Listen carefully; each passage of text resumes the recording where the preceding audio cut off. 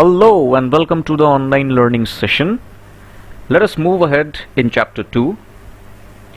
Topics to be covered in this lesson are the Khilafat movement, the non-cooperation movement and its causes, launching the non-cooperation movement in January 1921, different stages of the non-cooperation movement, people's interpretation of the idea of Swaraj, slowdown of the non-cooperation movement, the Chauri Chaura incident of 1922 and the withdrawal of the non-cooperation movement in 1922. We will begin the session with the Khilafat movement. So students, let's first learn about the circumstances due to which a few people started gathering support for launching this movement. So you are well aware of the fact that Turkey was participating in the First World War, but Turkey lost the First World War. Now rumors spread that a harsh treaty will be imposed on the Emperor of Turkey. Even at that point of time, Turkey was being governed by Ottoman Empire, and this Ottoman Emperor was the spiritual head of the Muslims of all over the world, and he was named as Khalifa. So rumors spread that harsh treaty is going to be imposed on the Emperor of Turkey. Now these harsh provisions of the treaty infuriated Muslims all over the world, and they started gathering support for defending Khalifa's position and therefore launch a movement. Now this wave also continued and came to India, and here we see that Ali brothers initially led this movement. Now we also see an opportunity here for Ali brothers and Gandhiji, both of them. Now Ali brothers and Gandhiji discuss the way forward. Now let us see what is that opportunity explored by both these sides. So Muhammad Ali and Shaukat Ali were initially leading the movement in India, as you know.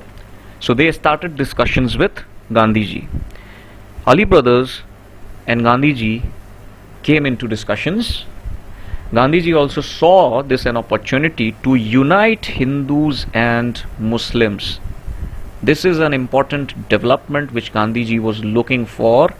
He was looking for an umbrella to unite the Hindus and Muslims of that point of time, and therefore to launch any movement with this unity, with this strong united opposition.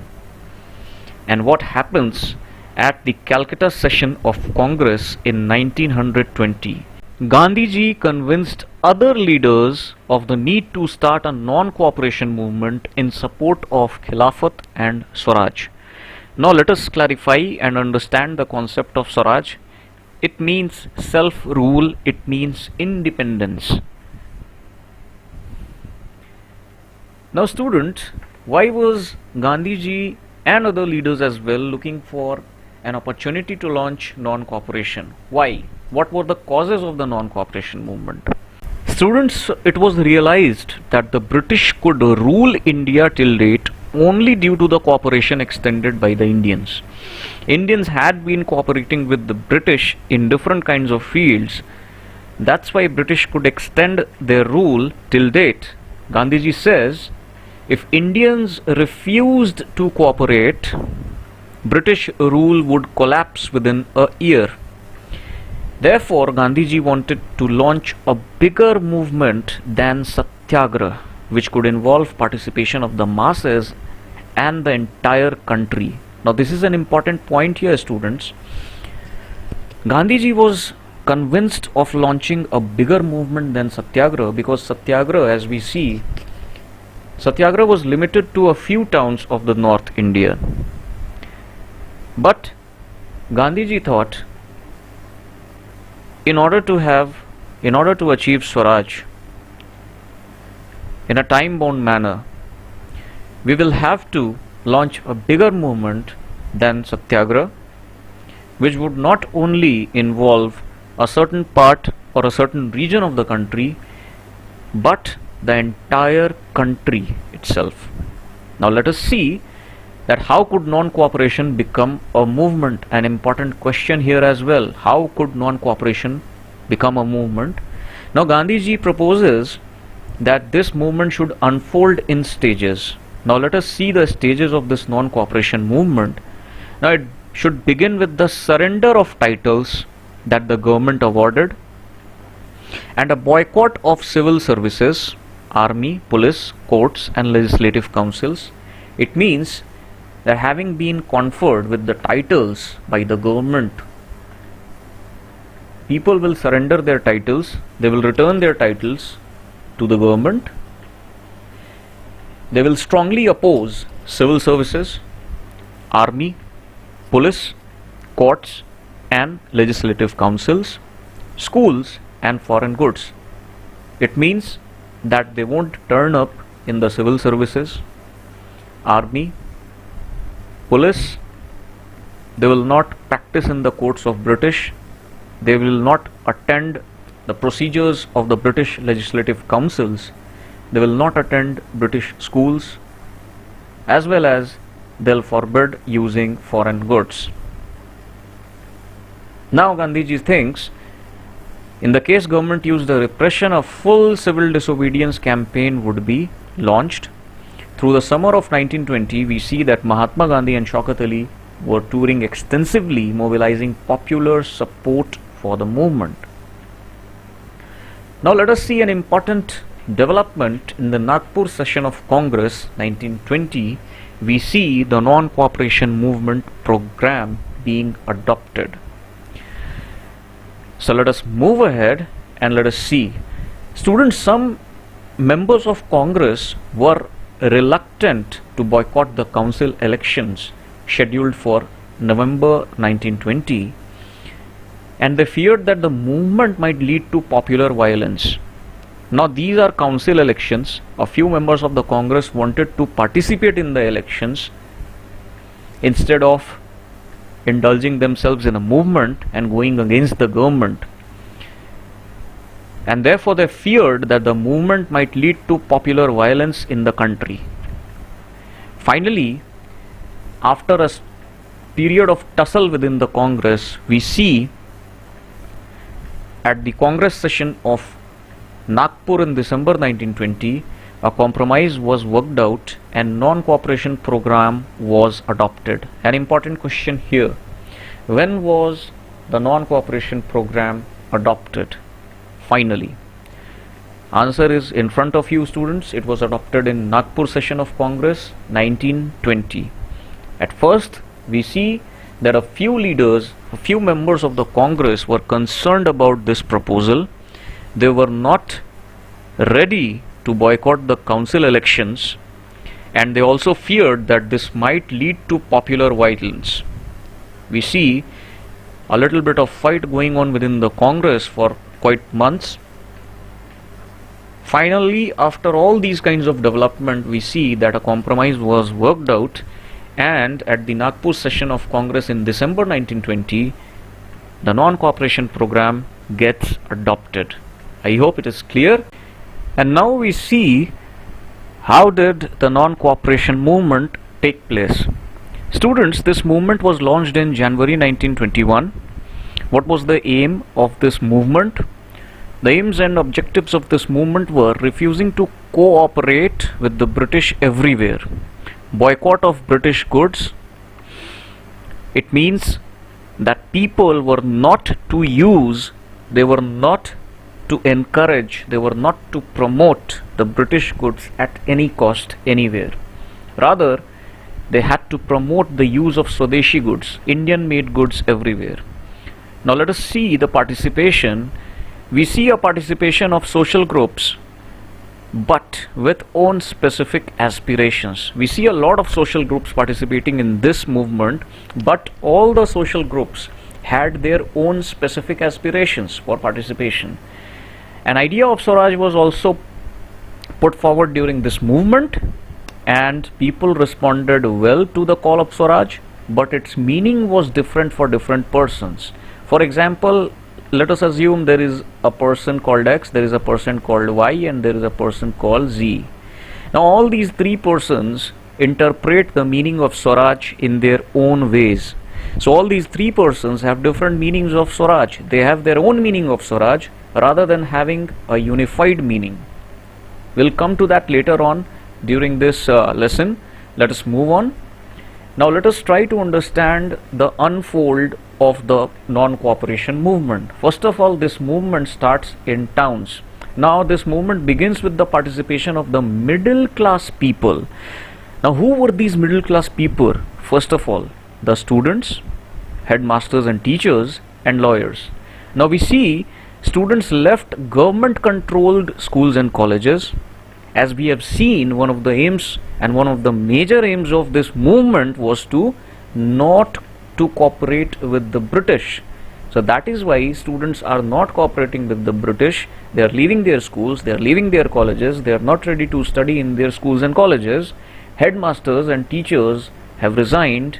They are not ready to extend their cooperation for teaching in their schools or colleges. Lawyers have gave up their legal practice. They are not ready to practice in the British institutions. Another important development of non-cooperation movement was in most of the provinces the council elections were boycotted. Now what do you mean by this? It means that the leaders were not ready to contest elections and get into the councils of the British. But this was not done in Madras. The council elections were not boycotted in Madras. And why did it happen? Let us try to find the answer. It happened because of a party named as Justice Party comprising non-Brahmins. Okay? There was a Justice Party in Madras. It had non-Brahmins, and these non-Brahmins thought to enter council to gain some powers. Now let us go through the thought process, the ideology of this party, and things will be much clearer.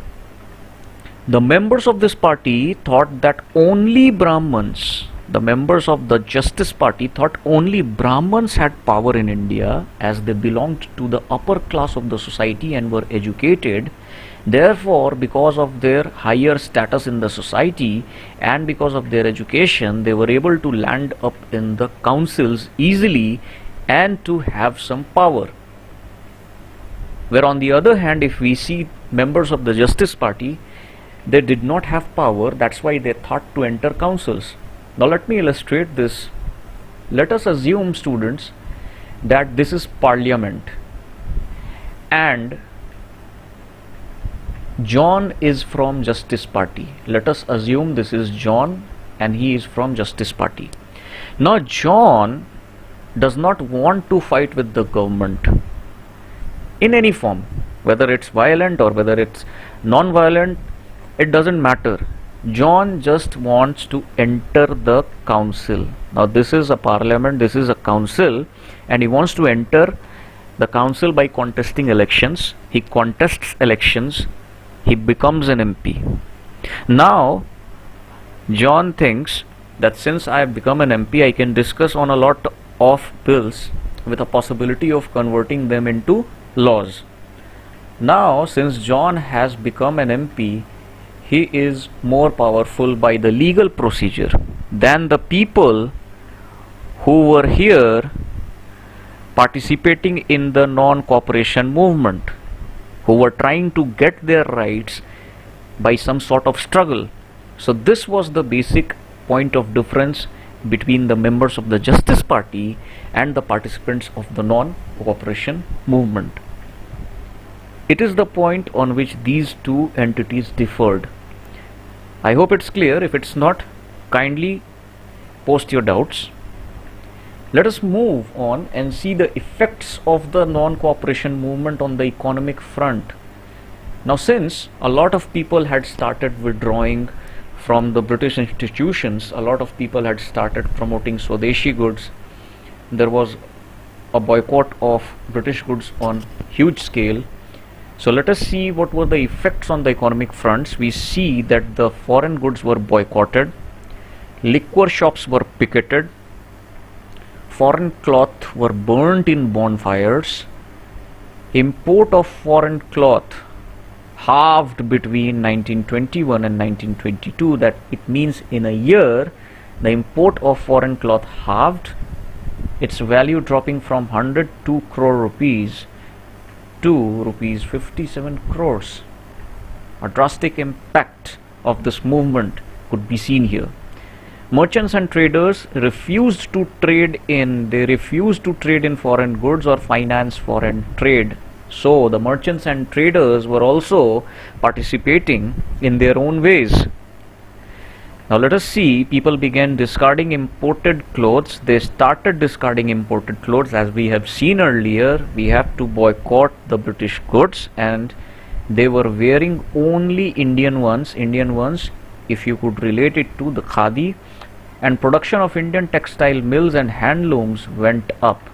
So basically the idea of Swadeshi was promoted during non-cooperation movement on a very large scale, and people started promoting Swadeshi goods and they were boycotting the foreign made goods. So this was the economic effects of the non-cooperation movement. Let us move ahead and see the slowdown of the non-cooperation movement. The movement is losing its momentum now, students. The movement has gone into a slowdown. It's losing its momentum, and we'll try to examine why the movement lost its momentum gradually. Let us see. Now we see that khadi was expensive than mass-produced mill cloth of the British to be afforded by the Indian poor. Now as you know that khadi is a very good quality of cotton, therefore it's expensive, and it was at that point of time expensive than mass-produced mill cloth which was being exported from England to India, and therefore khadi was too expensive to be afforded by the Indian poor. Now students, we see that on one side we have been told, the people of India were told to promote Swadeshi goods, number one, to boycott British goods. But how could we promote Indian goods, Swadeshi goods, when khadi was so expensive as compared to mass-produced mill cloth, much cheaper, much affordable for the Indian poor? Number one. Number two, we see that since people started boycotting the British institutions, now let us recall, we have seen students were leaving government-controlled schools and colleges. Headmasters and teachers had resigned from these schools and colleges. Lawyers gave up their practices. Let us move ahead. So alternative Indian institutions had to come up quicker. But this process again was too slow. Therefore, the people began losing interest in the non-cooperation as the students, headmasters and teachers did not have alternative Indian schools and colleges. This is the point here, student, which I want to explain, that students, headmasters and teachers did not have alternative Indian schools and colleges at that point of time, coming up quickly against the British institutions, so that they could switch easily. Let us move on to the second point. Lawyers did not have an alternative Indian legal institution to practice. That's why, therefore, we see they gradually began returning to the old British institutions for their livelihood, and therefore the non-cooperation movement gradually lost its momentum.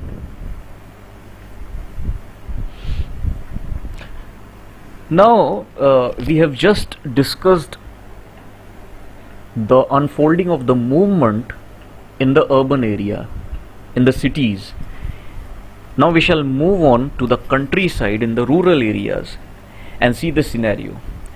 Now in the rural areas, we see that the movement included peasants and tribals.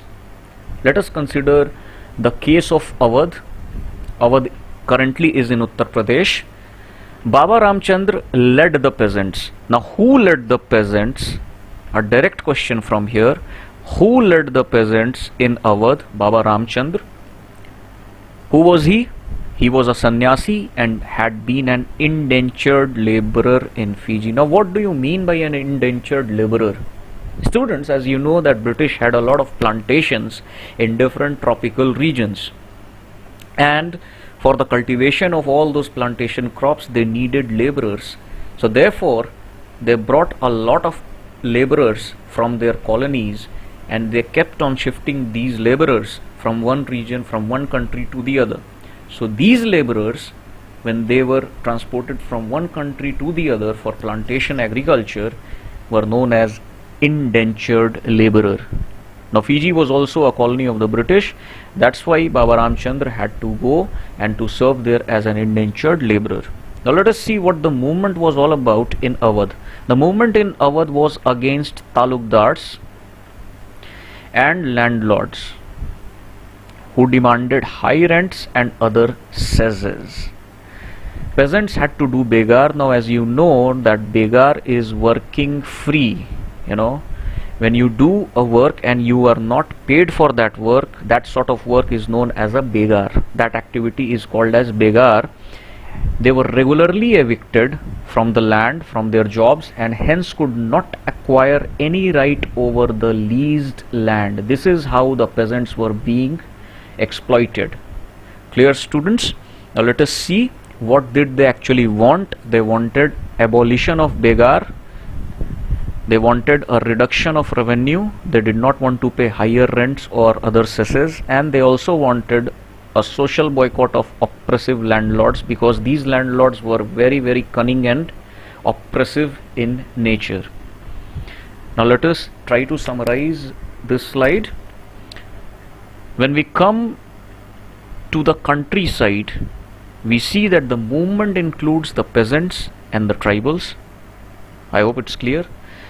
Now when we consider the situation of Awadh, the case of Awadh, we see that the peasants are led by a sannyasi and an ex-indentured laborer, Baba Ramchandra. The movement in Awadh was against talukdars and landlords who demanded high rents and other cesses. So actually the bone of contention between the peasants and the talukdars and landlords was high rent as well as the cess. Now they also had to do begar. They were being regularly evicted from their jobs. That is why, owing to this fact, they could never acquire any right over the leased land. And what did they actually want? Of course they will want freedom from all these kinds of exploitation. They wanted abolition of begar, reduction in revenue, and social boycott of oppressive landlords. Now we also see one more important development there in Awadh. In many places, Nai Dhobi Bandhs, Nai as you know the barbers and Dhobi as you know the washermen, the Nai Dhobi Bandhs were also called to not let the landlords avail their services as well. So on one hand we see that peasants are struggling, peasants are demanding, and on the other hand we also see that this kind of a movement is supported by Nais and Dhobis as well, the barbers and washermen as well. They actually planned to deprive the landlords of the services of even barbers and washermen. And during this time Jawaharlal Nehru was extensively touring these areas. He was in close contact with all these peasants, Nais and Dhobis, and was aware of the condition of Awadh. Now let us see what from here takes place in Awadh. Now we come to see a sabha named as Awadh Kisan Sabha. This is not called as Audh, this is Awadh. Clear? So by October 1920 we see that Awadh Kisan Sabha was set up. By 1920 October we see Awadh Kisan Sabha was set up, and Jawaharlal Nehru, Baba Ramchandra and a few other leaders were heading this. Who were heading Awadh Kisan Sabha? Again a direct question. Jawaharlal Nehru, Baba Ramchandra and a few other leaders were heading this group. Now let us move forward. As we see, the non-cooperation movement began in 1921. The people, the leaders in Awadh, their effort was to integrate the struggles of the Awadh peasants into the non-cooperation movement so as to embolden this movement. In order to strengthen their movement, peasants' movement as well, and also to strengthen the non-cooperation movement, the efforts of the leaders in Awadh was to integrate the struggle of peasants with the non-cooperation movement. Now see what happened in 1921. As the movement spread in 1921, the houses of talukdars and merchants were attacked. See, a direct action is being taken. Now students, just try to recall, doesn't this event remind us of what the peasants and the people of the third estate did in France when they attacked chateaux and manors and big mansions of the nobles? Bazaars were looted and grain hoards were taken over. Does this remind you of Bastar, the events which took place in Bastar in the last class, forest society and colonialism? In many places, local leaders told peasants that Gandhiji had declared that no taxes. See, this is a misconception. Rumors were also, doing the rounds at that point of time. So rumors spread that Gandhiji had declared that no taxes were to be paid and that the land was to be distributed among the poor. The name of Mahatma was being invoked to sanction all action and inspirations. This is the point which we need to highlight here. Name of Mahatma was being invoked to sanction all actions and aspirations. So the name of Mahatma Gandhi was always being misused in order to sanction all action and aspirations of the people, as well as a lot of rumors were also doing the rounds at that point of time. Now let us come to study about another area, which is tribal area, and here the people are tribals. Now till now we have studied about the urban areas, the cities, the countryside, the rural areas. Now we are into the tribal areas. So basically let us pause for a few seconds here and let me take you. Okay, so this is the point which we are learning right now. Different social groups. So these are the social groups which we were talking about. Different social groups participated in the movement, but with their own specific aspirations. What does this point actually mean? We have seen what students wanted, what teachers and headmasters wanted, and what these peasants of Awadh wanted, Nais and Dhobis of Awadh wanted. Similarly, we will see what tribals wanted. What were the aspirations of the tribals? Now let us see in the Gudam Hills of Andhra Pradesh. Let us highlight this region. In the Gudam Hills of Andhra Pradesh, the colonial government. Now let us recall, students, let us pause for a few seconds here and let us recall chapter 4 of class 9th, Forest Society and Colonialism. You can directly relate this concept to that chapter. What was all going on in the forest? What sort of laws were being enacted by the colonialists? So just try to recall all those facts and you can easily relate to the concept and you can easily understand. So in the Gudam Hills of Andhra Pradesh, the colonial government had closed large forest areas. We had already seen that the forest area for the tribals were closed when the colonialists, established their grip over the country, preventing people from entering the forests, preventing the people to let their cattle graze or collect fuel wood and fruits. Now this enraged the people. This enraged the tribal people, and enraged by the government began when being forced to contribute begar. Now the government was also forcing these people, these tribals, to contribute begar for road building. The hill people revolted. They were not ready to accept what government wanted from them. The hill people, these tribals, revolted and they were led by Alluri Sitaram Raju. Now he was the leader of the rebels, the tribals in the Gudam Hills of Andhra Pradesh. Now let us learn something about Alluri Sitaram Raju. Alluri Sitaram Raju claimed that he had a variety of special powers. Now see students, in order to please all his people and to garner support from the tribals and to prepare a united opposition, a strong opposition against the colonial government, he also tried. And captivated by this, the rebels proclaimed that he was an incarnation of God. Now see students, why was Raju doing all this? You try to understand that Alluri Sitaram Raju was trying to build his army against the colonialists. He wanted to struggle against the unfair practices of the colonialists, since they had prevented the tribals from entering their home itself. The forests were considered to be the home of the tribals, and these people, these colonialists, when they came to India, they enacted such laws which prevented these people entering the forests, letting their cattle graze in the forests. They could not collect firewood or fruits from the forest. So that is why he was trying to please all the people of the hills and to garner their support. Let us see ahead. Raju talked the greatness of Mahatma Gandhi. So he was inspired by Mahatma Gandhi as well, and he was also inspired by his non-cooperation movement. He persuaded people to wear khadi and give up drinking. See students, he actually wanted his people to wear khadi and give up drinking, but at the same time he asserted that India could be liberated only by the use of force but not non-violence. Here he differed. Here he differed from Gandhiji. Here he asserts that India could be liberated, India could gain independence only by the use of force and not by non-violence.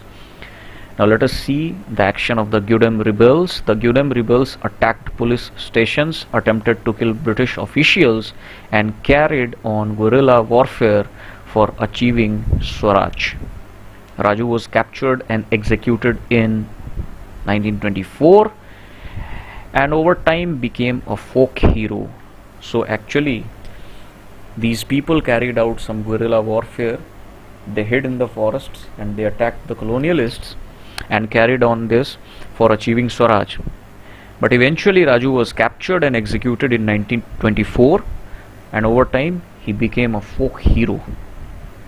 Now let us see Swaraj in the plantations. Now we come to another social class, the plantation workers. So let us learn about an act first of all. This act is known as Inland Immigration Act of 1859. As we have already seen that this topic talks about the plantation workers. So under this act, the plantation workers of Assam were not permitted to leave the tea gardens on their own. When they heard about the non-cooperation movement, they interpreted it in their own way and started leaving the tea gardens. They forgot, students try to establish a link, they forgot about this act, this law. They forgot about the Inland Immigration Act of 1859, by which they were bound. They started leaving the tea gardens. What happened as a result? Let us see. They were stranded on the way by a railway and steamer strike, and they were caught by the police and brutally beaten up, eventually being transported to the plantations from there where they had fled. So students, we see all these different kinds of groups participating in the non-cooperation and also taking forward the idea of Swaraj, but by giving Swaraj their own specific meanings and adding their aspirations for participating in different movements. Now let us see the next topic. We shall learn about the shortcomings of Congress in defining the non-cooperation movement and the Swaraj. See students, we see despite all these efforts, the non-cooperation lost its momentum.